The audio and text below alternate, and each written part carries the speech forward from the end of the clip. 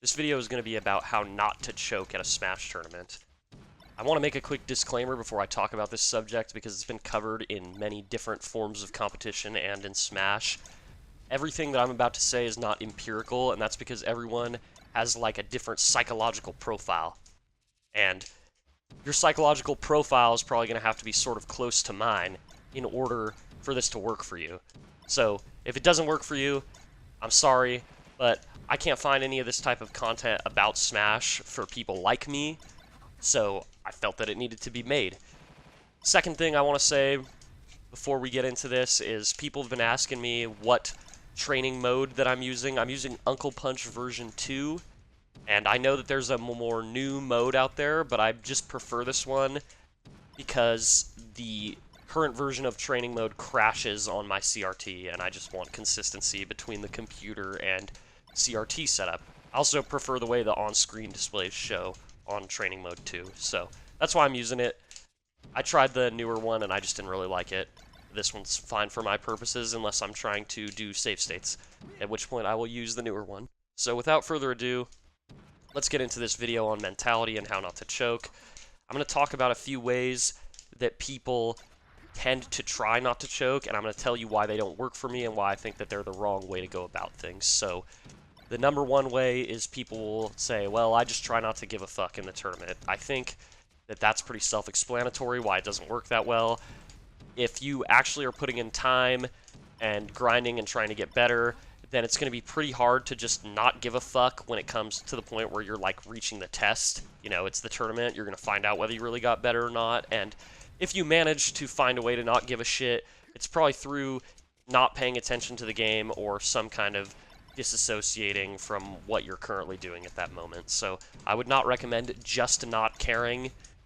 I also wouldn't recommend trying to not get nervous, which may seem counterintuitive, but I will explain why. You shouldn't just try not to get nervous, because if you focus on that, it'll end up being the same thing as just not caring. You're going to get nervous when you actually care about something. And this video is for the tryhards. It's not for people who don't care about whether they win or lose. If you don't care about whether you win or lose, just click off of this video, go watch Tails is in Melee. Something like that. This is for people who are hardcore. They want to get better. So, fuck all that noise about, oh, well, I don't care, and I go 1 and 2 with the local. Man, I don't care. This shit ain't for you. This is for people who are trying to win. Really, really trying to win. The other thing people might do that I don't think is a good idea is they will try to come up with some sort of gimmick. For example, the first thing that comes to my mind is Hungrybox like rapping at PPMD back in the day in some of those old tournaments. You'll notice Hungrybox doesn't really do that anymore. He's not like singing along to his favorite songs while he plays. And it's because it takes you out of the game. Even if it's a grounding thing to do, it takes you out of the game in the sense that you're not as focused on the game as you could be. So, how do we stay fully locked in without choking? Well, the answer is that you have to actually be comfortable with the fact that you're getting nervous. You can't just choose not to get nervous. You have to be happy, even, about the idea that you're getting nervous.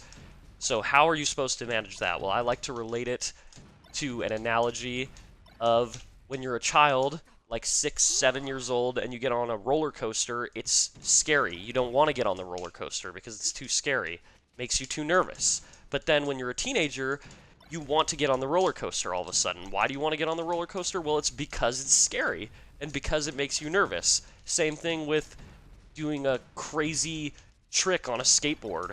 I'm not a skateboarder, but you know, like maybe you're doing something like a 10 stair, and it's scary because you don't know if you're going to fall or not, but that's why it's tight. That's why it's awesome, why you want to do it. Same thing for me with wakeboarding. It's an adrenaline increasing activity. You have to be comfortable with that and even happy about it. And you got to embrace it in order to play well.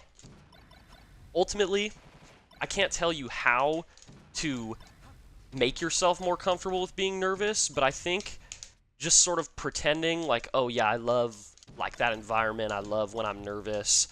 I love the lights being on me. You know, you kind of can trick yourself into feeling like you like it until you really do.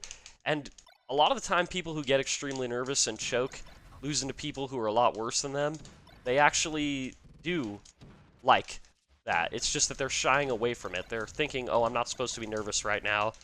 My heart rate isn't supposed to be up. I'm not supposed to be sweating or whatever. But if you actually care about winning, those things are gonna happen. And you should just be happy that they're happening. Like, yeah, I'm locked in. I'm locked in right now. Easier said than done. Of course, easier said than done, but I am not the inner game of tennis or the mental game of poker or whatever other book that nerds want to tell you to read. You really don't need all that. Ultimately, all you really need to know is you need to put in the work when you're practicing, and then when the moment comes, instead of being like, why am I nervous, just be like, this makes sense, this is awesome, I'm excited, and I can't wait to execute all the things that I've learned. You know, don't shy away from the nerves, don't try and make them go away, they're there, and you should just embrace them. Now, I know that was pretty simple, but I really hope that for anyone who's sort of similar as a person to me, that maybe that clicked for them, the roller coaster analogy. And I just hope that I get at least one response from someone who's like, oh, that makes sense, because that's how it was for me. You know, some people, if you heard that and you're like, oh, whatever, what the hell is this guy talking about, then maybe you just aren't similar to me in that way. But someone is going to watch this and be like, oh my god, that shit finally clicked. And I really hope that it's you. I wanted to make this because I said the analogy to one of our local players, and it worked out really well for him. He was able to turn around his performance in the middle of our local, and I hope someone can see this and do the same for themselves. Alright, see you guys later.